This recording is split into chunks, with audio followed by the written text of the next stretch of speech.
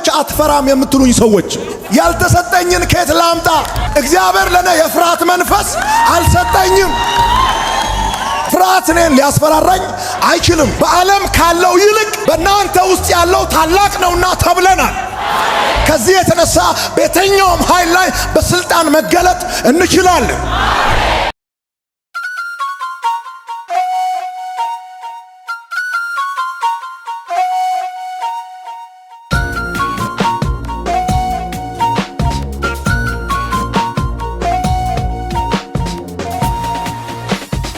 ትንቢተ ኢሳይያስ ምዕራፍ 41 ከቁጥር 9 ጀምሮ ያለውን ሐሳብ ነው ዛሬ በዋናነት ማውጀው። አንተ ባሪያዬ ነህ፣ መርጬሃለሁ፣ አልጥልህም ያልሁ ሆይ እኔ ከአንተ ጋር ነኝና አትፍራ። አምላክ ነኝና አትደንግጥ። አበረታሃለሁ፣ እረዳህማለሁ፣ በጽድቅም ቀኝ ደግፌ እይዝሃለሁ። የሚቆጡ ሁሉ ያፍራሉ ይዋረዱማል፣ የሚከራከሩም እንዳልነበሩ ይሆናሉ ይጠፉማል። ይህንን ቃል የተናገረው ራሱ እግዚአብሔር ነው። የስብከተ ርዕስ የሚሆነው ፍርሃትን ለማሸነፍ የሚረዱ እርምጃዎች ወይም አስተሳሰቦች የሚል ይሆናል። ይህንን ማወቅ በጣም ኢምፖርታንት ነው። ፍርሃት ምንድን ነው? የሚነሳውስ ከየት ነው? እነዚህ ነገሮችን መናገር እፈልጋለሁ። በመጀመሪያ ደረጃ ፍርሃት የሰይጣን መሳሪያ ነው። ሰይጣን አለኝ ብሎ የያዘው ትልቁ መሳሪያ ፍርሃት ነው። ሰይጣን ሰዎችን የሚያጠቃው ፍርሃት በሚባል መሳሪያ ነው። ማድረግ አይችልም፣ ነገር ግን እንደሚያደርግ እርግጠኛ ሆኖ ይናገራል። የሆነ ነገር ለመጀመር ስትነሳ እንዳትጀምር ይከለክላል። በውስጥ ላይ ያለው ነገር ለመናገር ስትፈልግ እንዳትናገር ይላል። ለመራመድ እግርን ስታነሳ እንዳትሞክር ይላል። ፍርሃት አካል የለውም፣ ነገር ግን አካል ያላቸው ሰዎችን ሽባ አድርጎ የማስቀመጥ ኃይል አለው። ፍርሃት አይጨበጥም፣ ነገር ግን የሚጨበጡ ነገሮችን የመቆጣጠር ኃይል አለው። ፍርሃት በእናንተ ላይ እንዳይሰራ አስፈላጊ እርምጃ መውሰድ አለባችሁ። ዛሬ ፍርሃትንና እናንተን እንደዚህ ማገናኘት ፈልጋለሁ። ፍርሃትን ከዚህ በኋላ አትፈራም። ንገረው አጠገብ ያለውን ሰው ዛሬ ከሰዓት በኋላ በለው። ፍርሃትን ፊት ለፊት ታያለ በለው። ታሸንፈዋል በለው። በነገራችን ፍርሃት ተሸንፈዋል። የዛሬ 2017 ዓመተ ምህረት የናዝሬቱ ኢየሱስ ፍርሃትን አሸንፈዋል። ሞትን አሸንፈዋል። ሲኦልን አሸንፈዋል። ኃጢአትን አሸንፈዋል። ኃያሉን አምላክ የሚፈራ ሰው ሌላ ነገር መፍራት የለበትም። እርግጠኛ ሆኜ የምናገረው ብዙ ሰዎች ስራ ያልጀመራችሁት ፈርታችሁ ነው እንጂ ካፒታል ማጣት አይደለም። ትምህርት ያልጀመራችሁት፣ ትዳር ውስጥ ያልገባችሁት፣ አዲስ እርምጃ ያልተራመዳችሁት መራመድ ስላልቻላችሁ ሳይሆን ስለፈራችሁ ነው። ዛሬ ከሰዓት በኋላ እንደ ነብይ ነው የምናገረው። ከተደበቃችሁበት ወደ ውጭ አወጣችኋለሁ። መፍራት ይቀራል፣ ትጀምራለህ። መፍራት ይቀራል፣ ትወጣለህ። መፍራት ይቀራል፣ ሰርተህ ታሳያለህ። እስኪ አንድ ሰው ጮሆ አልፈራም ይበል። አሁን የተናገርከውን ቃል ዛሬ ከሰዓት በኋላ ወደ አካል ትቀይራለህ። አልፈራም የሚለውን ቃል ከሰዓት በኋላ በተግባር ታሳያለህ። ጀምረህ ታሳያለህ። ሰርተህ ታሳያለህ። ወጥተህ ታሳያለህ።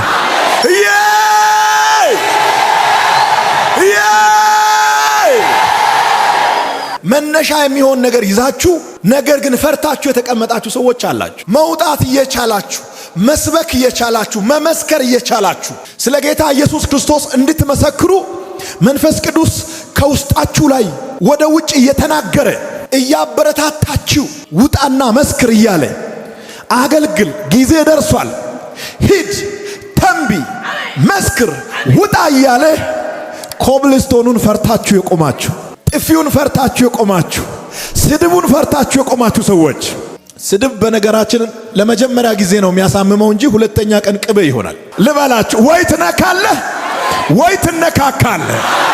ንገረው አጠገብ ያለው ሰው ወይ ትነካለህ ወይ ትነካካለህ በለው።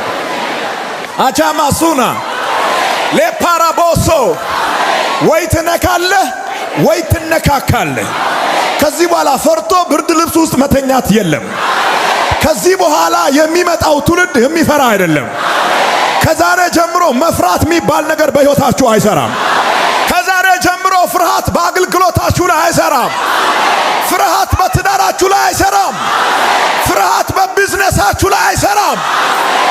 ለምንድነው አንፈራም ብለን በኮንፊደንስ የምንናገረው? የመጀመሪያው እኔ ካንተ ጋር ነኝና አትፍራ ይላል። ራሱ እግዚአብሔር እኮ ነው የተናገረው። እኔ ካንተ ጋር ነኝና አትፍራ። ይሄ የኢሳይያስ ቃል አይደለም፣ የዳንኤል አይደለም፣ የአብርሃም አይደለም። ራሱ የእስራኤል አምላክ እኔ ካንተ ጋር ነኝና አትፍራ።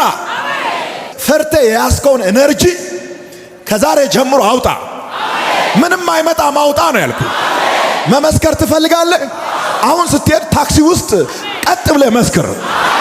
ምንም ስለማይመጣ እኔ ካንተ ጋር ነኝና አትፍራ። እስኪ አንድ ሰው አልፈራም ይበል። እንዳንፈራ የሚያደርገው ሁለተኛው ምክንያት እኔ አምላክ ነኝና አትደንግጥ። ምን ያመጡብኛል ብለህ አትፍራ፣ አትደንግጥ። ለምን? እኔ አምላክ ነኝ። ሌላ አምላክ የለም። ሌላ አስተዳዳሪ የለም። ሌላ ጌታ የለም። ያንተ አምላክ እኔ ነኝ ይላል እግዚአብሔር። የማንፈራበት ሶስተኛው ምክንያት አበረታሃለሁ። እግዚአብሔር እኮ ነው የሚለው፣ ባዩ እግዚአብሔር ነው። አበረታሃለሁ። ስትደክም አበረታሃለሁ። ስትወርቅ አነሳሃለሁ። ስትራብ አበላሃለሁ። እጅ ባዶ ሲሆን ከጎተራዬ እሰጥሃለሁ፣ እንከባከባሃለሁ። የማንፈራበት ሌላኛው ምክንያት በጽድቅም ቀኝ ደግፌ ይዘሃለሁ። አንደኛ የዮሐንስ መልእክት ምዕራፍ 4 ቁጥር 4 ላይ ልጆች ሆይ እናንተ ከእግዚአብሔር ናችሁ፣ በዓለም ካለው ይልቅ በእናንተ ያለው ታላቅ ነውና። አንቺ ውስጥ ያለው ኃይል ታላቅ ነው። ይህንን ታላቅ ኃይል ዛሬ ከሰዓት በኋላ በጠላቶቻችሁ ላይ እንድትጠቀሙ እፈልጋለሁ። መመታት ያለበት ኃይል በዚህ ኃይል ይመታል። መመታት ያለበትን ነገር በዚህ ኃይል ትመታለህ። የአንዳንድ ሰዎች መፍራት መነሻው በውስጣቸው ላይ ያለውን ኃይል ካለማወቅ የመነጨ ነው። አታውቁም። እናንተ ውስጥ ያለው ውስጣችሁ ላይ እግዚአብሔር በእናንተ ውስጥ ያለውን ኃይል አላወቃችሁ። አውቃችሁ ቢሆን ኖሮ ለፍርሃት እጅ ባልሰጣችሁ ነበር። አላወቃችሁትም። ወይ አልተረዳችሁም ወይ አላወቃችሁ። በዓለም ካለው እናንተ ውስጥ ያለው ይበልጣል። አንተ የቀድሞ ኃጢአት ባሪያ አይደለም። ያንተ ኃጢአት በኢየሱስ ክርስቶስ ደም ተሽሯል፣ ታጥባል። አዲስ ፍጥረት ነህ። ከዛሬ ጀምሮ ያንተ ቃል፣ ያንተ ታሪክ፣ ያንተ ልምድ ሰዎችን ወደ መዳን ይመራል። ተያይዛችሁ ይህንን ቃል ተባባሉ። አትፍራ፣ እምነትህን አሳይ፣ በድፍረት እውነቱን አውጣ። አንተ ድል አድራጊ ነህ። አንተም እግዚአብሔር የሚጠቀምብህ የእግዚአብሔር መሳሪያ ነህ። አንተ የፍርሃት መሳሪያ አይደለህም። አንተ የኢየሱስ መሳሪያ ነህ። ሃሌሉያ ሃሌሉያ።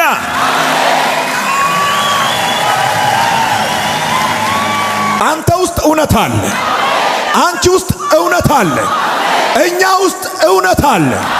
ይሄ እውነት ማን ይባላል? ፍርሃትን ለማሸነፍ ከሚረዱ እርምጃዎች መካከል የመጀመሪያው በጸሎት እና በመንፈስ ቅዱስ መደገፍ፣ በጸሎትና በመንፈስ ቅዱስ መሞላት። ከጸለያችሁና የመንፈስ ቅዱስን ኃይል ከተቀበላችሁ ፍርሃት በውስጣችሁ ሊሰራ አይችልም፣ ቦታ የለው። ሁለተኛው በእግዚአብሔር ቃል መታመን። ቃል አለኝ ምንም አይመጣ። 35 ሰው መጥቶ ወሬ ሲያወራ ተበላሽቷል፣ ተቋርጧል፣ ሞቷል፣ ሊመጡብህ ነው፣ እንዲህ እየተባለ ነው፣ ምንም አይመጣ። በእግዚአብሔር ቃል ላይ መታመን። ቃል አለኝ ምንም አይመጣም። ሰይጣንን ግራ ጋብተህ መሸኛት። እስኪ መዝሙረ ዳዊት ምዕራፍ 56 ቁጥር 3 እናያለን። በእግዚአብሔር ቃል ላይ መታመን። ይሄ በጣም ትልቅ ኃይል ያስገኛል። በዚህ ቃል ውስጥ ኃይል አለ። ባንተም ታመኑ። እኔ ግን ፈራው፣ ከዛስ ሻሬ። በሚቀጥለው ምዕራፍ ሐሳቡን ቀየረና ባንተ ምን አለ? ታመኑ። በእግዚአብሔር ቃል ላይ መታመን ማለት በራሱ በእግዚአብሔር ላይ መታመን ማለት ነው። ፍርሃትን ለማሸነፍ ከሚወሰዱ እርምጃዎች መካከል ሶስተኛውና ትልቁ ሐሳብ በእምነት መኖር።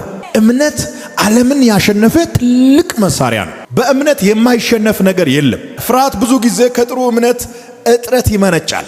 እምነት በውስጣችሁ መቀነስ ሲጀምር ፍርሃት ቦታ እየያዘ ይሄዳል። እምነት ያለውን ሰው ፍርሃት አያግድም። ንገረው አጠገብ ያለውን ሰው እምነት ካለ ፍርሃት አያግድም በሉ።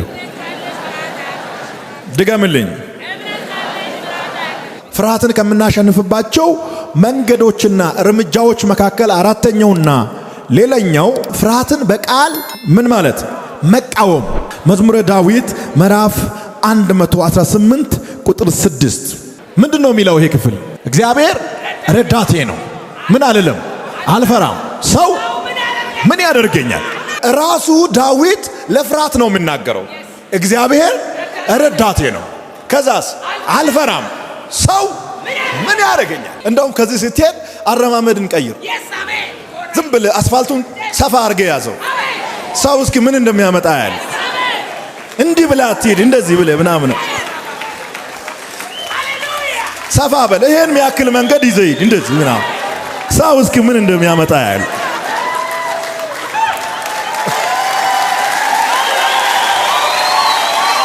እስኪ ምን እንደሚያመጣ ያለ። እኔ እንደውም በመኪና ባልሄድ ሰፈሬ ሲደርስ እንደዚህ ይገባል። ሰው ምን ያመጣል? እስኪ ተረት አይደለም። አሁን የእግዚአብሔርን ቃል ነው ማለት። እግዚአብሔር ረዳቴ ነው። አንተ ሙሉ ሰው ነህ። ጎዶሎ ነኝ ካልክ የሰው ጥገኛ መሆን ትችላለህ። ስትፈጠር እግዚአብሔር የሰው ጥገኛ እንዳትሆን ነው ለሱ ያለውን ሁለት እጅ ላንተ የሰጠው፣ ለሱ ያለውን ሁለት አይን ላንተ የሰጠው። ተጣሉ አይደለም መልእክቱ፣ ተደባደቡ አይደለም።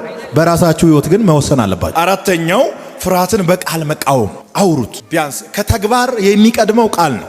በእግዚአብሔር ቃል ፍርሃትን መምታት፣ በእግዚአብሔር ቃል ፍርሃትን ማሸነፍ፣ በእግዚአብሔር ቃል ፍርሃትን ማስወገድ። ሌላኛው ፍርሃትን በተግባር መምታት። አሁን ትልቁ ነገር ላይ መታችኋል። ፍርሃትን በተግባር መምታት።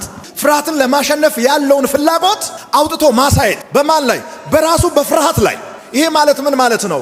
የምትፈራው ነገር መጀመር። ፍርሃትን መምታት ማለት የምትፈራው ነገር ስትጀምር ፍርሃት ይመታል። ከ2010 ዓመተ ምህረት ጀምሮ ያልጀመርከው እንዲህ እያልክ እየፈራ እንዲህ እያልክ እየፈራ እንደዚህ እያልክ ደርሰህ የምትለው ነገር እስኪ ጀምር። እንደዚህ ብድግ አድርጎ ያነ ፍርሃት ይመታል። ፍርሃትን ፊት ለፊት መምታት ማለት ፈርቴ የተውከው ነገር መጀመር ማለት ነው። ስትጀምር ፍርሃት ሽባ ይሆናል። ከ4 ዓመት በፊት ከ6 ዓመት በፊት ከ8 ዓመት በፊት ፈርቴ የተውከውን ጉዳይ ከነገ ጀምሮ ትሞክራለህ። ከነገ ጀምሮ ትሞክራለህ።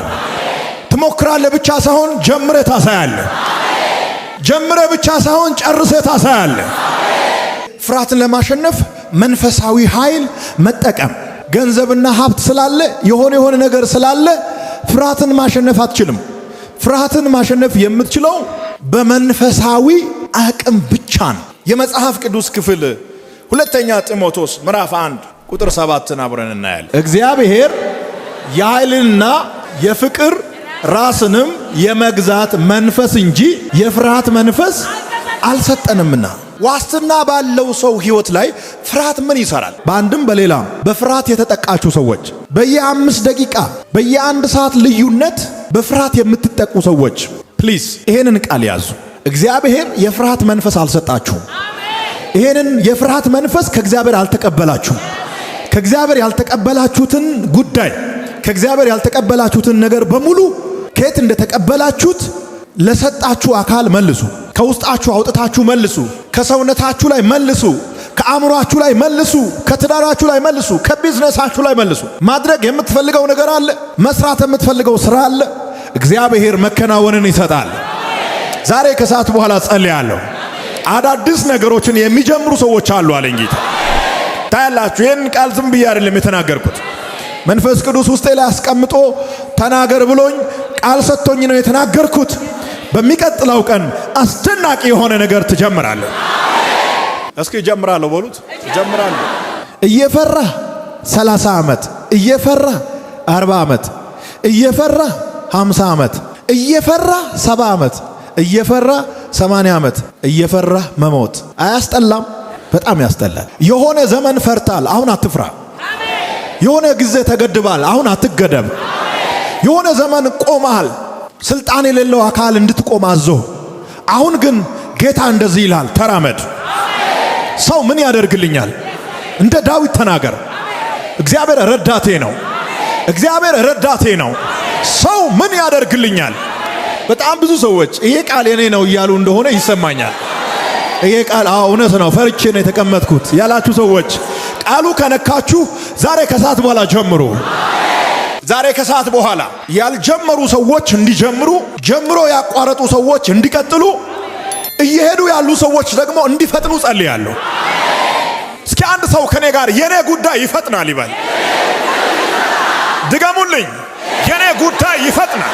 ሰይጣን እያየ የኔ ጉዳይ ይፈጥናል። ሟርተኞች እያዩ የኔ ጉዳይ ይፈጥናል። አስማተኞች እያዩ የኔ ጉዳይ ይፈጥናል። ጠማማ ሰዎች እያዩ የኔ ጉዳይ ይፈጥናል። ሉሲፈር እያየ የኔ ጉዳይ ይፈጥናል። 2018 ዓመት የኔ ጉዳይ ይፈጥናል።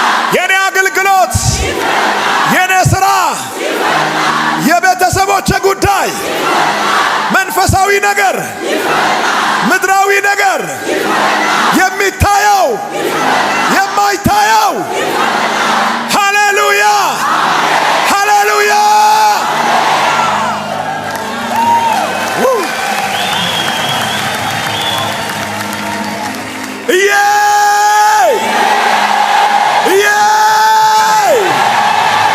ካባሮሶማንታ የኔ ጉዳይ ይፈጥናል።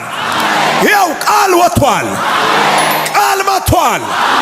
ተራሮችን እንደ ኮርማ የሚያዘልል፣ ቀይ ባህርን እንደ ግድግዳ ያቆመ፣ ዮርዳኖስን ወዲና ወዲያ የከፈለ ታላቅ የሆነ እግዚአብሔር ቃል መጥቷል። ከዚህ ቃል የተነሳ የአንዳንዶቻችሁን ጉዳይ የያዘ ጠላት ይመታል። ከዚህ ቃል የተነሳ አንዳንድ ሰዎች ክንፍ አውጥተው ይበራሉ። ከዚህ ቃል የተነሳ ፍጥነታችሁ ይጨምራል። ከዚህ ቃል የተነሳ መንገዳችሁ ይከፈታል። ከዚህ ቃል የተነሳ አዲስ መንገድ ትጀምራለህ። ከዚህ ቃል የተነሳ የበላይ ትሆናለህ። የበላይ ትሆናለህ። የበላይ ትሆናለህ። የበላይ ትሆናለህ። የሚናደድ ካለ ሄዶ ከግድግዳ ጋር ይጋጭ። የበላይ ትሆናለህ። የሚቆጣ መንፈስ ካለ እርር ይበል። የበላይ ትሆናለህ። ሞት ላይ የበላይ፣ በሽታ ላይ የበላይ፣ ማጣት ላይ የበላይ፣ አጋንንታዊ አሰራር ላይ የበላይ፣ ኃጢአት ላይ የበላይ፣ ሉሲፈር ላይ የበላይ፣ ኃይላት ላይ የበላይ፣ ስልጣናት ላይ የበላይ።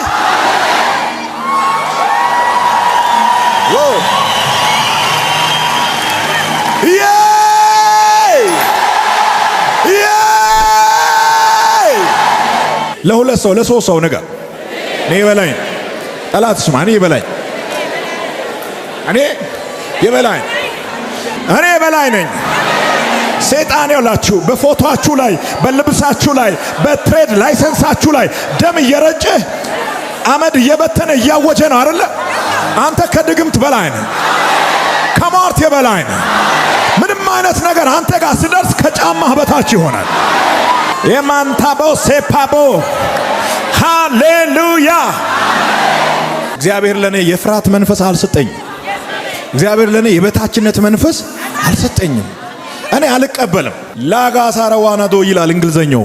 የተኛውን ቋንቋ ተጠቅሜ ልንገራችሁ። በቃ እኔ የበታችነት መንፈስ አልቀበልም ነው ያልኩት። እኔ የፍርሃት መንፈስ አልተቀበልኩም።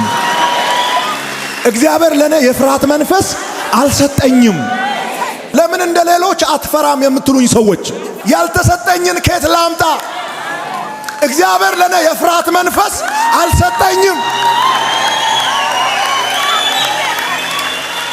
እግዚአብሔር ለኔ የሰጠኝ መንፈስ ራስን የመግዛት የበላይ የሚያደርግ በጠላት ሁሉ ኃይል ላይ የሚረማመድበትን የኃይል ስልጣን ነው የሰጠኝ። ፍርሃት እኔን ሊያስፈራራኝ አይችልም። ፍርሃት እኔን እንዲፈራ አድርጌ ነው የምኖረው። ምክንያቱም እግዚአብሔር ታላቅ የሆነ ኃይል ሰጥቶኛል። በዓለም ካለው ይልቅ በእናንተ ውስጥ ያለው ታላቅ ነውና ተብለናል። ከዚህ የተነሳ በየትኛውም ኃይል ላይ በስልጣን መገለጥ እንችላለን። ሰይጣን መጥቶ ምክንያት ይደረድራል። እንትን የለም እንትን ቤት የለም መኪና የለም። ለምን ጀሪካንም ጭምር አይጠፋም።